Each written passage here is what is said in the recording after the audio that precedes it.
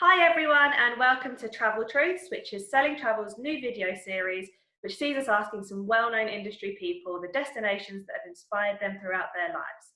I'm joined by Lisa Cooper, and she's KBC's Director of Trade and Representation. So welcome Lisa, thanks for joining us. Hi Jess, it's good to be here. And let's just start by telling us a bit about KBC and who they represent and your role there. Well, KBC is a travel marketing and PR agency, and we represent overseas clients. We've got a heavy leaning on North America at the moment. So we've got clients like British Columbia, as you can see behind me. Love the background. It's a really good background. It's Northern BC. We love it up there. We've also got clients such as Georgia, the Florida Keys, the Great America West, and Utah. As well as those hotels. We've got a variety of different clients, and our job is to represent these clients to the travel trade and to the consumers as well, and be that through PR or joint marketing or advertising or training or anything. If you ever see anything with maybe BC in there, we usually have a touch on it. Ah, great. Sounds good. It's great that agents know that they can come to you for various hotels and destinations. Okay, and now for the fun part. So, tell me about your earliest travel memory. Well, my earliest travel memory was my French exchange when I was at school. I must have been about 13. And I was racking my brains to think how I actually got to Valence in the south of France. And I think we must have gone on a coach. That bit has kind of disappeared for me. But we went and we spent 3 weeks, on an exchange, living with a French family, and then my counterpart came over to us. But I got to explore a really nice part of south of France, Montpellier, Avignon, and around the area, and it was a real introduction to a different culture and something completely different to I'd ever experienced before, as well as being, with the gang and your mates and stuff. But I specifically remember. The castles and the heritage of France, and it really did stick with me because I've always had a natural interest in history. But it was a beautiful part of the world and quite an incredible trip. Did you learn much French while you were there? I did learn some, however, I've not kept using it, but I can get away with finding out where the loo is and ordering a ham and cheese baguette. The essentials, that's what you need, really. Yeah, I can understand more French probably than I can speak it. I did get my qualification at the end of the school year, so that's a good. And tell me about the trip or the moment that made you think, that's it, I have to work in travel. The place that really resonated with me, I was about 17, and my sister took me on a cheap package deal skiing to Andorra. And again, that whole experience of actually getting on a plane and going through the airport, I still get a little, kind of jump in my tummy every time I go to an airport. It's just inherent in me now. And just the whole experience of getting there and then picking up the skis. I mean, the hotel we stayed in was dreadful. It was an awful hotel. And if I'd, knowing what I know now, obviously, we were in a room which was next door to the reception. So every morning we could hear him ringing all the other rooms to wake them up. It was hilarious. But I had such great fun. And what was really impactful for me was all the different people that I met, in my ski school and on the slopes and, going up in the chairlifts. And that really opened my eyes. And I was already at college doing a business studies and a travel and tourism course. I'd kind of fallen into that, but then that really focused my mind. I thought, no, I definitely want to work in travel after that. It was a brilliant holiday.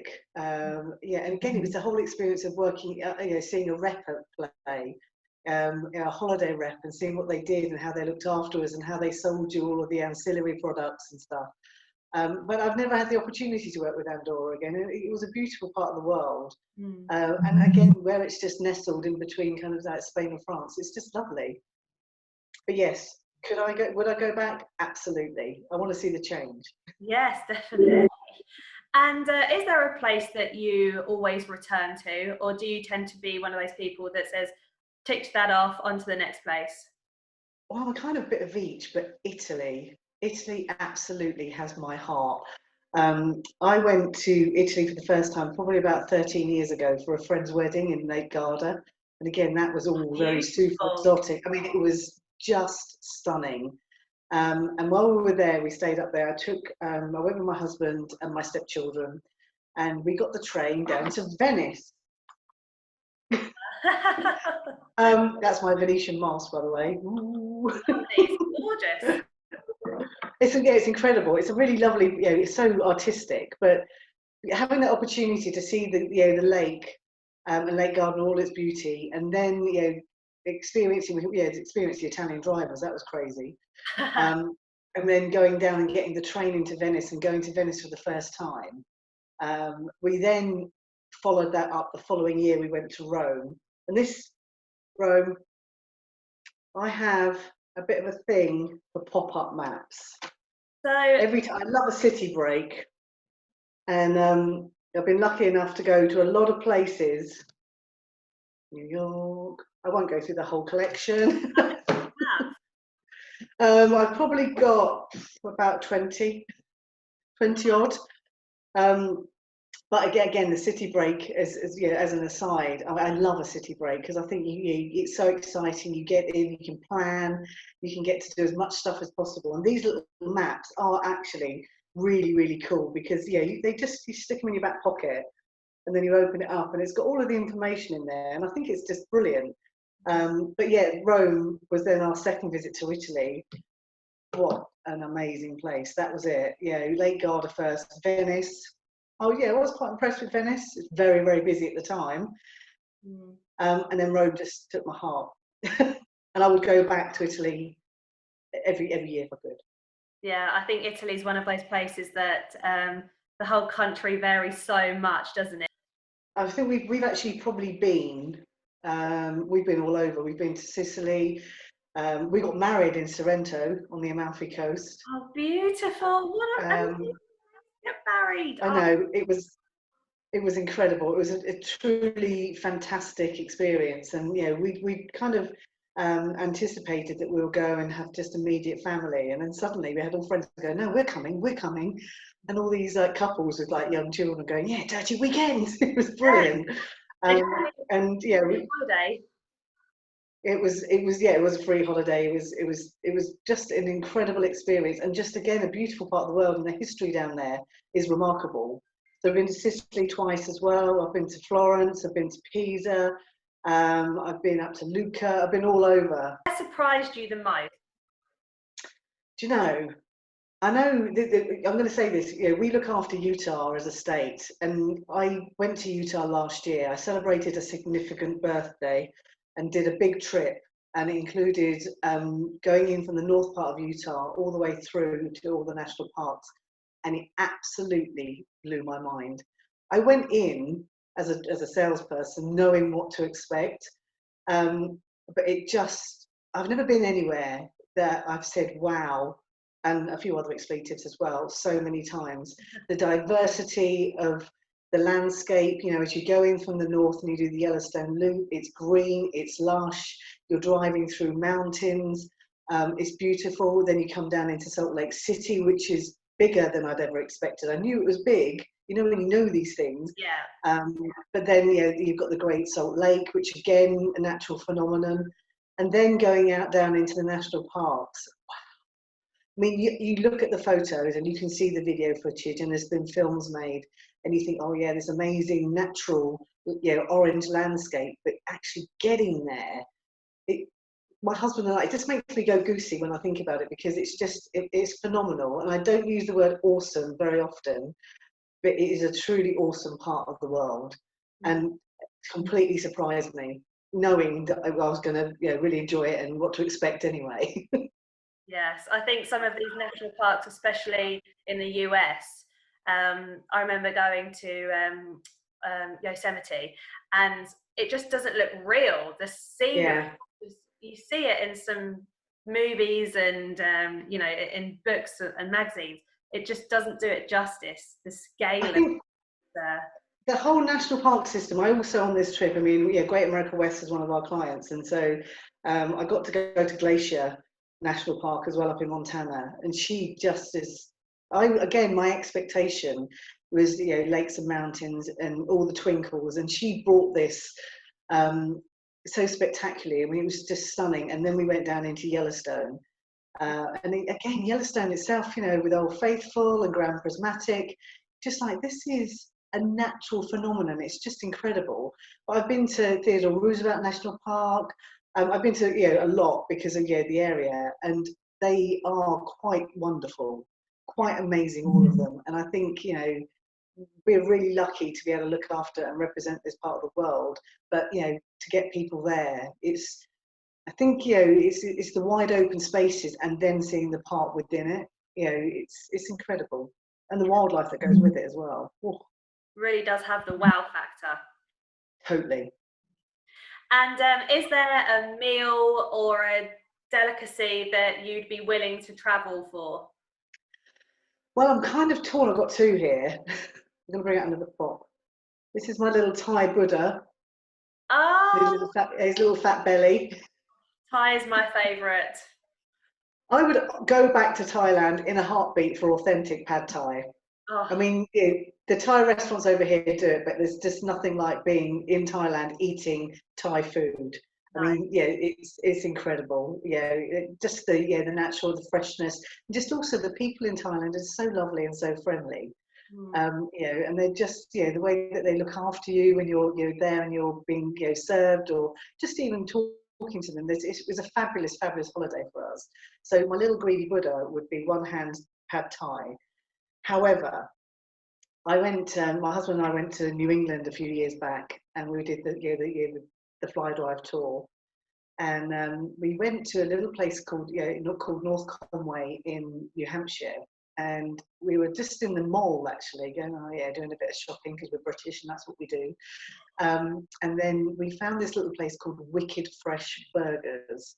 Now, I'm not a burger fan, my husband is, but this is the best burger I have ever had. And it's one of those memorable, kind of meals that I think about, makes my mouth water. It was so amazing. I can't describe it because it's not like it had it was made of Kobe beef or anything like that. But the guy who'd only just opened the restaurant came out and he was having a chat with everybody. But it was just delicious, and I would go back to North Conway, New Hampshire, to have that burger again in a heartbeat. I follow them on Facebook, and I'm like, oh. What's the book, film, or TV series that inspired you to go travelling? Oh, I kind of thought about this, and I've never been one to study like the Palin books and the Bill Bryson books, and that's not really my thing. However, I have a bit of a girly confession. I deliberately travelled somewhere because of a book. This is the book. Oh, yeah, I'm sure a few of us can admit to having that set of. Absolutely. The whole trilogy. I was really lucky. My husband's company, the head office is in Oregon, in Portland, Oregon. So we went over on a visit, and he was doing some work. While he was working, his boss's wife said, "Oh yeah, where do you want to go?" And I was like, "I really want to go and see, some of the sets that Twilight was filmed." So she took me up to a little place called Kalama in Washington State, which is where the school. They shot the scene from the school, and I've got a picture of me under an umbrella. I mean, it was ridiculous and so girly, but I travelled there because of this book and the descriptions that they put in there. Did it live up to the film set? Absolutely. Some of in Oregon as well, and some of the scenery there. I mean, it is truly stunning, truly beautiful part of the world. But just to stand in front of the school that Edward was it was there as well, with Bella. I remember it being very moody and quite atmospheric. So was that right? Absolutely. And some of the along the river, I think it's the Columbus River. I'll stand corrected on that. And some of where he was, they were doing their flying up into the trees and stuff. It is really quite stunning. But yes, moody, atmospheric, but just natural, just being in the rainforest. Lovely. Oh, brilliant. And what's the dream holiday you're planning once all this COVID-19 is over? Where are you going to go? Well, we're going back to Italy. This is, we're in our celebratory 50th years, so there's a lot of, travel's so important to me and my husband. That it's the one thing. We didn't want a big party, we didn't want to go out and buy something flashy or whatever. We wanted to travel, so we did the big holiday last year, and then we've got a friend of ours who's turning 50 this year. So the dream holiday is going to Milan, and so the guys can go to the Grand Prix and see the Grand Prix if it happens. Yes, yeah. We're going to go to the opera, and then we're going to go up to Lake Como, which is, again, it's been another dream of mine to go and just see if George Clooney's hanging out there. You never know, he might be. And how can agents get in contact with you at KBC? We've got, if they go to our website, www.kbc-pr.com, we've got a list of all of our clients there, and all of the account managers that look after each of the clients. If you just want to click on the links there, email us at the moment, because obviously we're all working remotely, and we can get in contact with you. We are there to help you out. We spend a lot of time talking to agents, travel counsellors, etc., and helping them plan their itineraries. That's what we're there. We're here to help you out for information. If you've got a client that is asking the weirdest question, pick up the phone to us, or send us an email at the moment. We can always call you back, and we'll be there to help you. We can send you guidebooks. We can send you itinerary ideas. We can send you anything that you need that will help you close that sale. We're there to help you. Great. Well, thanks so much for talking to me, Lisa, and I'm sure we'll see you soon. Okay, thanks, Jess. Take care.